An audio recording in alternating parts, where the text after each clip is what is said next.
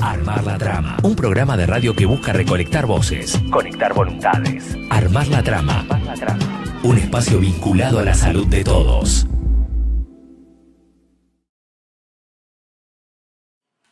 Voy a tomar donde dejó, a ver si puedo darle una continuidad a esto. Para el día 5, viernes, en La Plata, primer día hábil, después del temporal, el gobierno de la provincia había remitido a los distintos medios de comunicación algunas gacetillas, o había publicado en la página web del Ministerio de Seguridad una nómina de fallecidos, visibilizados, podemos decir, oficializados. Correspondía a la cifra de 51 víctimas por el temporal. Esa mañana corría un fuerte rumor en los medios de comunicación, esa mañana del viernes 5, dentro del Poder Judicial mismo, donde yo trabajo, en la policía, de que esa cifra no era real.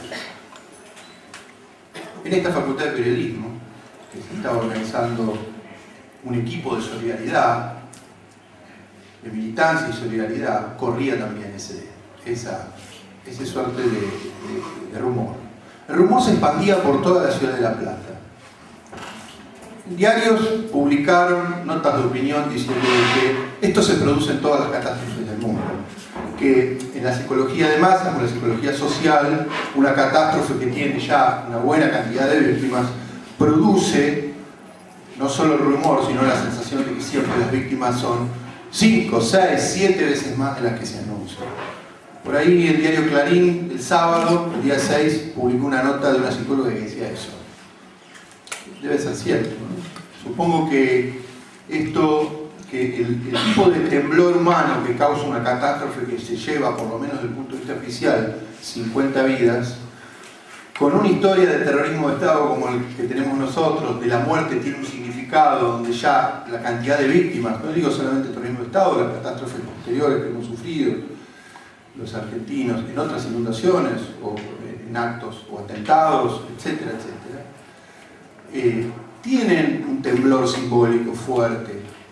Sin duda debe haber algo que genera más pánico o no. Por eso el Estado debe ser transparente, porque supongo que la racionalidad burocrática frente a esta historia tan pesada que tiene que ver con el cuerpo, con la necesidad de que el Estado de Derecho se haga cargo de la certeza de lo corpóreo en cada muerte, por lo que significa el peso de 30.000 desaparecidos en nuestra memoria histórica. El Estado debe garantizar de que esa psiquis social más o menos tenga información real, en honor a la memoria, en honor a nuestro presente, en honor a nuestro pasado, en memoria de esos 30.000 desaparecidos. Si bien el terrorismo de Estado no tiene nada que ver con un temporal, la certeza de la muerte o la catástrofe lo que causa es, digo, en un estrago, se causa, un estrago causado por inundación, se causa tal cantidad de muertos. Creo que el Estado debe tener los mecanismos, las herramientas al alcance del Estado para dar tranquilidad a la conciencia social. Esto no fue así, y esto no es así. Y esto, digo, desde el punto de vista antropológico, sociológico y psicológico, tiene una explicación y debería tenerlo.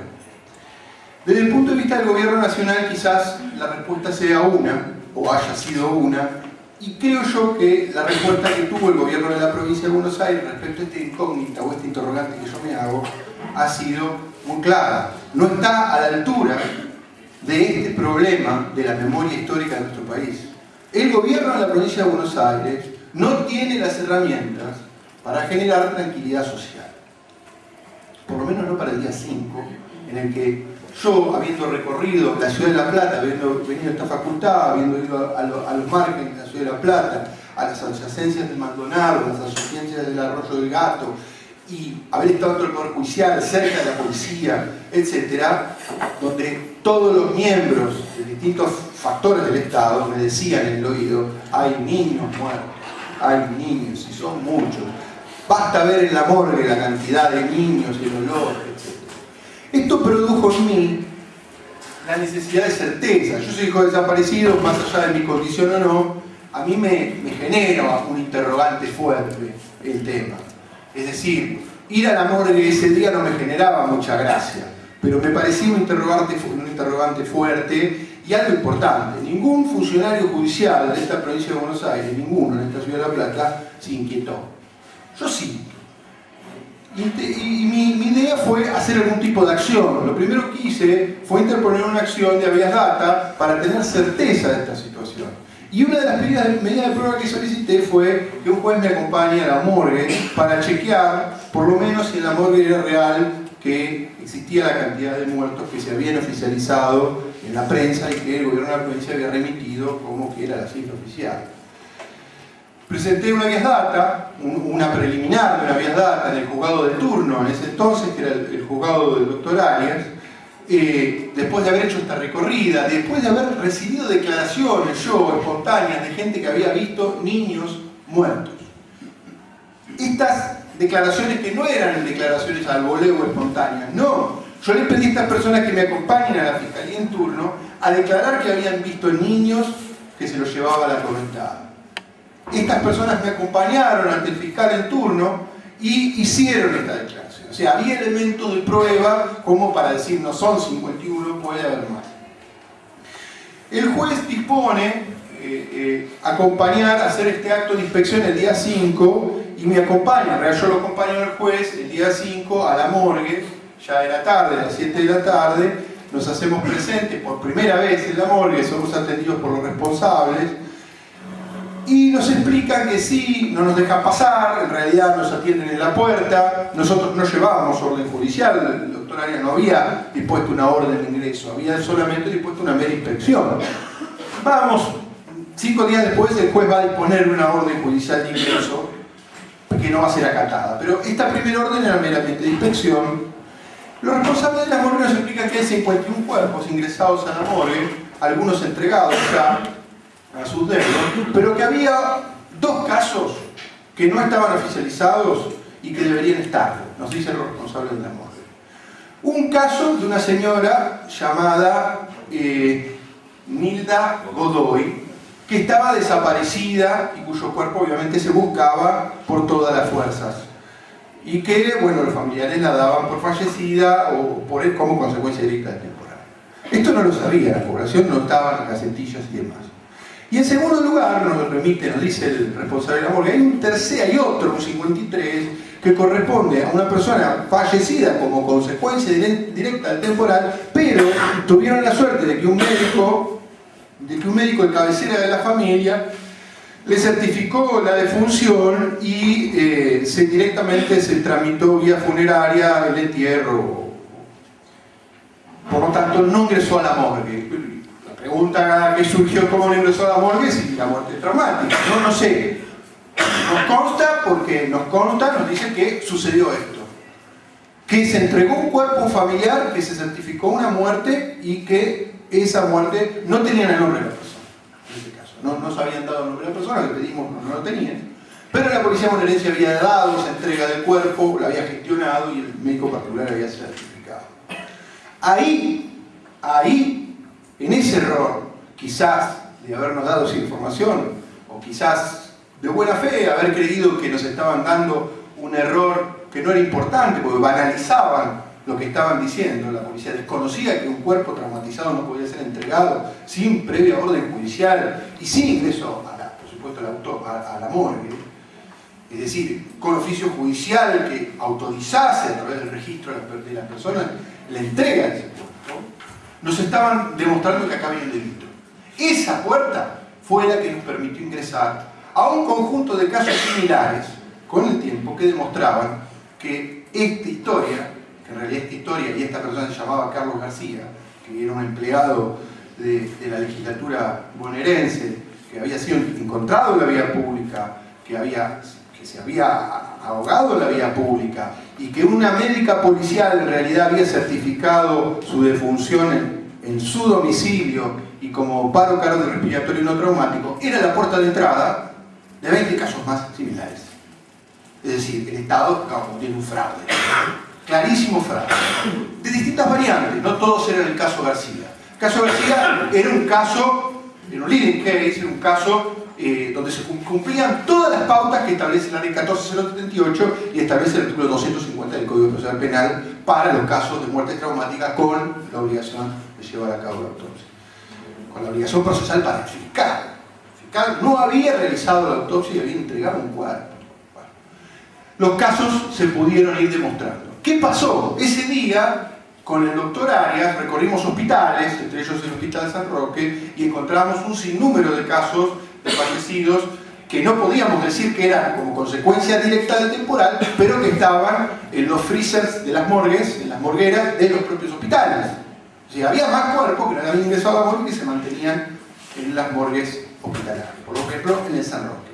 Pero los certificados o las historias clínicas de esos cuerpos no explicaban que era como consecuencia o que eran fallecidos como consecuencia de la inundación. Estaban en stand-by dentro de los hospitales o dentro del San Roque, pero el fallecimiento era paro cardiorrespiratorio no traumático.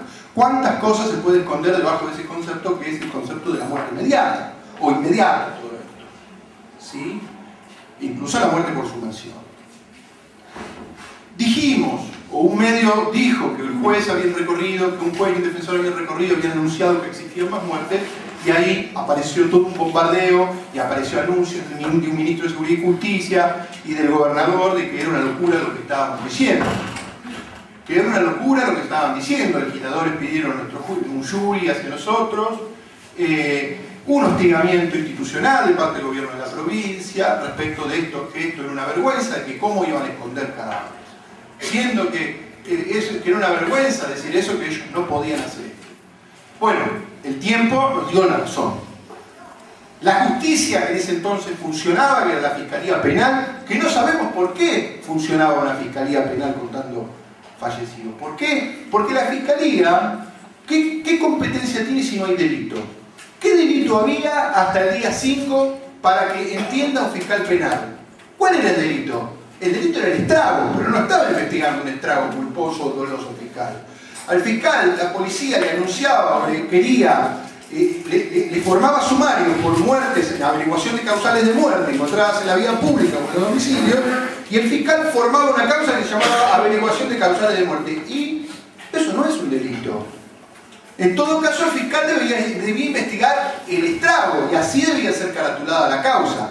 Y si el fiscal debía estudiar y investigar el estrago, todas las muertes, las 300 que ocurrieron las 300 que ocurrieron entre el día 2 y el día 7, directa o indirecta, para la ley 14078 de su artículo 97, son sospechosas de ser imputadas al estrago.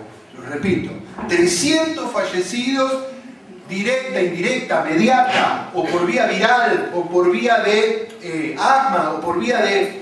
Digo, las muertes pueden ser hasta mucho después, como consecuencias de epidemias, etc. Todas pueden llegar a ser imputadas al estrago doloso, culposo. Eso sí debía investigarlo el fiscal. El fiscal no estaba investigando eso. El fiscal computaba muertes en un listado donde decían de 51 no pasa. Y de 51 no pasaba. Claro, acá había una causa paralela que era una habeas data, que en realidad lo que buscaba era saber la verdad, porque el Instituto de la Habeas Data, introducido en el año 94 en la Constitución Nacional, por la Convencional Constituyente del 94 y también en nuestra provincia de Buenos Aires, en su artículo 20, establece que cualquier ciudadano puede presentar una acción de habeas data para tener certeza sobre sus datos, o datos de un familiar, o incluso lo puede presentar el defensor del pueblo o un defensor público que tenga legitimación para hacerlo, digo, como acción colectiva, como acción de clase. Esta era la presentación que yo había hecho. Era mucho más legítima. La presentación que yo había hecho, en tanto, buscaba que los registros de información pública brindasen la certeza sobre el número de fallecidos que una causa penal para la averiguación de causales de muerte. Que no era la vía que correspondía, porque la vía era el estrago culposo o doloso. En función de eso, la imputación de la muerte. La procuración bonaerense no entendió la cuestión así. Se hizo saber a la procuración bonaerense que no correspondía que un fiscal investigue averiguación de causales de muerte porque lo que se investigaba era un estrago. A todo esto, esas muertes eran como consecuencia de un homicidio, que investigase el homicidio o investigase un delito conexo. pero no averiguación de causales de muerte. Porque eso en todo caso era en función de un encubrimiento que ya estábamos demostrando. Quedaba clarísimo que si había un fiscal convalidando lo que la policía computaba como muerte, que siempre daba 51 o 53 o 52, había un fiscal que estaba avalando el encubrimiento, que es lo que se tiene que demostrar hasta ahora. Lo cierto es que el tiempo nos dio la razón también desde el punto de vista judicial, porque al fiscal se tuvo que excusar, porque el fiscal avaló entregas de cuerpos sin oficios judiciales, porque el fiscal no investigó el estrago, y al fin y al cabo la justicia terminó, la justicia, otro fiscal penal, no solo la causa contenciosa, porque la Suprema Corte se dio cuenta de este problema y dijo, tiene razón el juez contencioso administrativo y no tiene razón el juez Atencio. Corresponde que exista una vía paralela de contencioso administrativa en función del habeas data presentada para que se averigüen o cotejen los datos en función de los registros públicos. La Corte dio la razón, pero la Corte dijo, cuando el juez Atencio le pretendió quitar la causa al juez contencioso, dijo, corresponde que continúe la causa penal, pero que corresponde en función de un delito. No había delito hasta entonces, no se entendía qué estaba investigando el fiscal. Otro fiscal, a partir de una denuncia que se inició por estrago, comenzó a investigar el estrago. Ahí sí, el otro fiscal, obviamente se dieron cuenta que estaban cometiendo un grosero error, le exigió al fiscal inicial que le remita la cantidad de fallecimientos certificados para imputar como consecuencia del estrago, y el fiscal inicial debió remitirle la causa completa con los fallecidos certificados al fiscal que investigaba el estrago.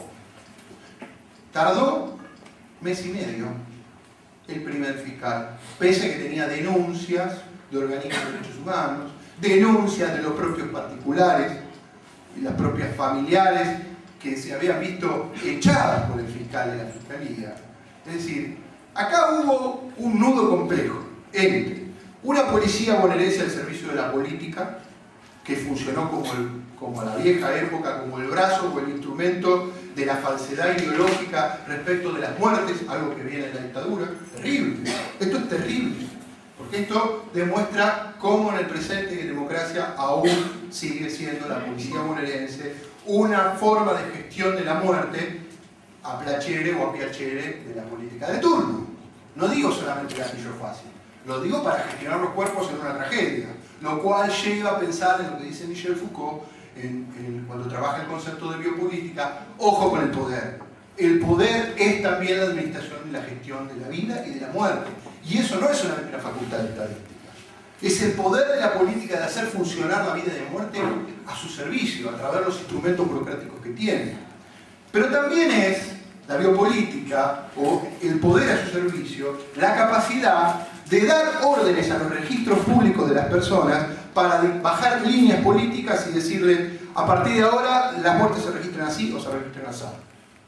Entonces los registros de defunciones que siempre vienen trabajando de una modalidad, de una forma, de golpe cambian su modo de actuar porque baja una línea política y dice que ahora las defunciones se registran sin oficio judicial.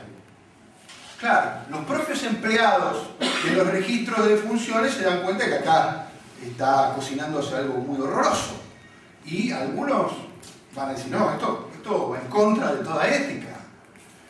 Pero también las morgues van a bajar líneas políticas que van a modificar cómo se ingresa o se saca un cuerpo de una morgue. Por lo tanto, los médicos legistas también van a haber roto su protocolo. Las policías, las escuelas que reciben niños y de golpe dejan de recibirlos. Va a bajar una orden de la Dirección General de Escuelas que diga: los chicos que le falten de acá a tal día no se los digan al juez Arias. Díganselo a la Dirección General de Escuelas, que es la faltante de estos chicos. Toda la disposición y la gestión burocrática de la información a disposición de la pública. Y no a disposición de la gente, de la verdad, de la justicia. Y termino. Dice Hannah Arendt: los fenómenos banales, los triviales en la burocracia, los burocráticos cotidianos son los que construyen los aparatos del terror potenciados del pueblo. Esto lo sabemos nosotros, no es necesario apelar a Eichmann para saber que las burocracias pueden funcionar al servicio de la política pese a los cadáveres, ¿no? Y si ven las características esenciales, dice Hannah Arendt, de la naturaleza del aparato burocrático, es que es ponerse al servicio de cualquier amo.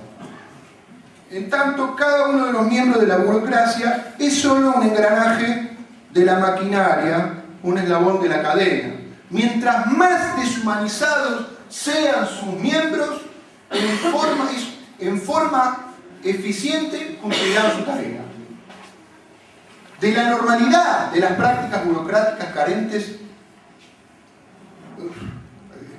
de emoción es la que se percibe transformar hechos dolorosos en rutinas banales laborales. Es decir, ¿cómo se explica el escamoteo de la cifra de fallecidos? Se explica por esto. Se explica por la banalidad del mal de los funcionarios que todavía siguen en nuestras burocracias judiciales, policiales, escolares, tanáticas, morguísticas, de registros de bancos y de personas, etc.